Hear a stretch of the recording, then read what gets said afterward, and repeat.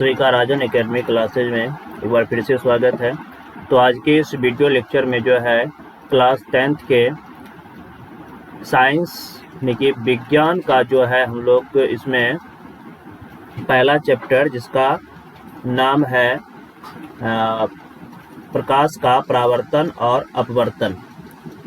तो इसमें हम लोग जो है आज प्रकाश के परावर्तन और अपवर्तन के जो बहुविकल्पीय प्रश्न है उसको आज हम लोग सॉल्व करेंगे। और ये हम जो बुक सॉल्व कर रहे हैं ये भारती का यानी कि एक्सेलेंट बुक है जो कि टॉपिक वाइज चैप्टर दिया है। इसमें हम लोग चैप्टर वाइज चैप्टर जो है हर एक टॉपिक को समझेंगे। ये हमारा भौतिकी है अर्थात फिजिक्स का हम लोग जो है पहला चैप्टर से शुरू कर रहे हैं, प्रकाश का परावर्तन तथा अपवर्तन। तो इस चैनल पे जो भी बच्चे 2026 में एग्जाम देना चाहते हैं आप लोग मेरे साथ जुड़ सकता है। इस पे जो है जितने भी क्वेश्चन बैंक से लिया गया है चैप्टर वाइज सभी क्वेश्चन को हम लोग जो है पूरा डिटेल से सॉल्व करेंगे। तो चलिए देखिए पहला क्वेश्चन क्या है। और यदि आप लोग चैनल पे नए हैं तो चैनल को सब्सक्राइब कर लीजिएगा। इसी तरह से हम लोग जो है सभी वीडियो डाल के आप लोग को अपलोड कर देंगे और आप लोग जो है इसको अच्छी तरह से तैयारी कर सकते हैं इसको देख के। तो चलिए पहला नंबर क्वेश्चन देखिए क्या है। पहला नंबर क्वेश्चन है किरणों के समूह को कहते हैं। तो किरण के समूह को क्या कहा जाता है? प्रकाश पुंज भी कहा जाता है, किरण पुंज भी कहा जाता है। इसलिए इसका राइट आंसर हो जाएगा ऑप्शन सी, इसका राइट आंसर होगा। अगला क्वेश्चन देखिए, अगला क्वेश्चन है प्रकाश की किरण गमन करती है। तो प्रकाश की किरण सीधी रेखा में गमन करती है, ऑप्शन सी इसका राइट आंसर हो जाएगा। चलिए उसका अगला तीसरा नंबर क्वेश्चन देखिए क्या है। 3 नंबर का क्वेश्चन में क्या बोला गया है। तो तीसरा क्वेश्चन है हमारा, तीसरा क्वेश्चन देखो, तीसरा क्वेश्चन में दिया गया है अवतल दर्पण किस प्रकार का दर्पण है। तो अवतल दर्पण बताए थे किस प्रकार का दर्पण होता है। तो ये अभिसारी नहीं, ये तो उत्तल है, गलत है यहाँ पे। ए ऑप्शन इसका राइट आंसर होगा, अपसारी होगा, अपसारी। ये बी इसका गलत आंसर है। चलिए उसका अगला क्वेश्चन है 4 नंबर का क्वेश्चन देखिए। 4 नंबर का क्वेश्चन है कार के हेडलाइट में निम्नलिखित में से किस प्रकार का दर्पण का उपयोग होता है। तो कार के हेडलाइट में किस प्रकार के दर्पण का उपयोग होता है। तो कार के हेडलाइट में जो है अवतल दर्पण का उपयोग होता है, ऑप्शन बी इसका राइट आंसर हो जाएगा। 5 नंबर का क्वेश्चन है अवतल दर्पण की फोकस दूरी होती है। तो अवतल दर्पण की फोकस दूरी क्या होती है? ऋणात्मक होती है, ऑप्शन बी इसका राइट आंसर हो जाएगा। चलिए उसका अगला क्वेश्चन देखिए। 6 नंबर का क्वेश्चन है किस दर्पण से हमेशा वस्तु से छोटा प्रतिबिंब बनता है। तो वस्तु से छोटा प्रतिबिंब जो है ये हमेशा उत्तल दर्पण द्वारा बनता है, ऑप्शन सी इसका राइट आंसर हो जाएगा। 7 नंबर का क्वेश्चन है वायु में प्रकाश की चाल निर्वात की अपेक्षा होती है। तो वायु में जो है प्रकाश की चाल निर्वात की अपेक्षा क्या होती है? कम होती है। निर्वात में सबसे ज्यादा होती है, वायु में जो है उससे थोड़ी सी कम मात्रा में होती है। अगला क्वेश्चन देखिए, अगला 7 हो गया। 8 नंबर से क्वेश्चन को देखिए। अगला 8 नंबर का क्वेश्चन में क्या है। 8 नंबर का क्वेश्चन देखो। 8 नंबर का क्वेश्चन बोला प्रकाश द्वारा प्रदर्शित कौन सी घटना तारों की टिमटिमाते प्रदर्शित करता है। तो प्रकाश की कौन सी घटना के द्वारा तारा टिमटिमाते होती है? प्रकाश के अपवर्तन के कारण टिमटिमाते हैं। अगला क्वेश्चन है लेंस की फोकस दूरी एफ एवं क्षमता पी में क्या संबंध है। तो पी बराबर बताए 1/f होता है। तो अर्थात पी गुना एफ बराबर क्या होगा? 1 होगा। तो ऑप्शन क्या है? ऑप्शन जो है बी इसका राइट आंसर हो जाएगा।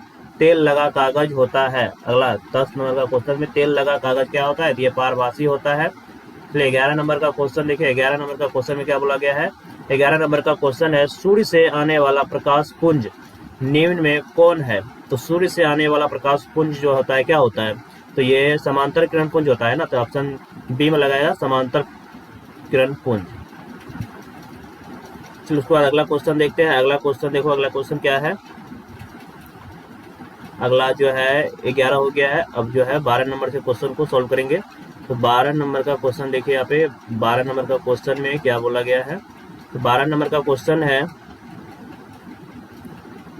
निम्नलिखित में से कौन उत्तल दर्पण में बना काल्पनिक प्रतिबिंब है। उत्तल दर्पण द्वारा प्रतिबिंब कैसा बनता है? तो ये सीधा और छोटा बनता है। चलिए 13 नंबर का क्वेश्चन देखते हैं। 13 नंबर का क्वेश्चन में क्या बोला गया है। 13 नंबर का क्वेश्चन है दर्पण सूत्र बताइए। दर्पण सूत्र क्या फॉर्मूला जानते हैं? 1/v + 1/u = 1/f होता है, ऑप्शन डी इसका राइट आंसर हो जाएगा। अगला 14 नंबर का क्वेश्चन देखिए। 14 नंबर का क्वेश्चन है आभासी प्रतिबिंब कैसा होता है।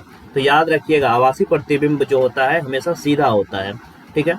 अगला 15 नंबर का क्वेश्चन। 15 नंबर के क्वेश्चन में बोला गया है निम्न में से किस दर्पण की फोकस दूरी धनात्मक होती है। तो कौन से दर्पण की फोकस दूरी धनात्मक होता है। तो उत्तल दर्पण हो या उत्तल लेंस हो, उसका फोकस दूरी क्या होती है, धनात्मक ही होती है। अगला 16 नंबर का क्वेश्चन है। 16 नंबर का क्वेश्चन बोला है निम्नलिखित में कौन उत्तल दर्पण की फोकस दूरी है जिसकी वक्रता त्रिज्या 32 सेंटीमीटर है। फोकस दूरी तो इसका 16 होगा, लेकिन उत्तर है तो प्लस का 16 था, तो डी इसका राइट आंसर हो जाएगा। चलिए उसके बाद अगला 17 नंबर का क्वेश्चन देखते हैं। 17 नंबर के क्वेश्चन में क्या बोला गया है। 17 नंबर का क्वेश्चन है, 17 नंबर से क्वेश्चन को देखेंगे अब। 17 नंबर का क्वेश्चन में क्या बोला है। 17 नंबर का क्वेश्चन है निम्न में कौन आवर्धक शीशा है। तो ये उत्तल लेंस होता है, आवर्धक शीशा। अगला क्वेश्चन है 18 नंबर का कौन सी लेंस में वास्तविक एवं आभासी दोनों प्रकार के प्रतिबिंब बना सकते हैं। तो ये बना सकता है उत्तल लेंस। प्रतिबिंब जो है ये आभासी भी बना सकता है और वास्तविक भी बना सकता है। अगला 19 नंबर का क्वेश्चन है दाढ़ी बनाने के लिए कौन सा दर्पण का उपयुक्त होता है। तो याद रखना दाढ़ी बनाने में अवतल दर्पण का प्रयुक्त होता है। इसका कारण भी यहाँ पे लिखा गया है, हल देखिए यहाँ पे देखिए, सोल्यूशन भी दिया है, पूरा डिटेल से बताया गया है कि समतल दर्पण में दाढ़ी के बाल समान आकार के दिखते हैं और उत्तल दर्पण जो कि छोटा दिखता है, बल्कि अवतल दर्पण में दाढ़ी बड़े और सीधे दिखाई पड़ते हैं। अतः अवतल दर्पण में फोकस के अंदर चेहरा प्रतिबिंब बड़ा, आभासी और सीधा बनता है, इसीलिए अवतल दर्पण का उपयोग दाढ़ी बनाने में किया जाता है। उसका अगला 20 नंबर का क्वेश्चन है किसी माध्यम के अपवर्तनांक म्यू का मान क्या होता है। तो किसी माध्यम का अपवर्तनांक म्यू बराबर होता है sine i by sine r. Option B इसका राइट आंसर हो जाएगा। और ये प्रकाश के अपवर्तन के दूसरा नियम है, इसी को स्नेल का नियम भी कहा जाता है, याद रखिएगा। चलिए उसका देखिए 21 नंबर का क्वेश्चन देखते हैं। निम्नलिखित में कौन सा पदार्थ लेंस बनाने के लिए प्रयुक्त नहीं किया जाता है। तो मिट्टी जो है लेंस बनाने के लिए प्रयुक्त नहीं किया जाता है।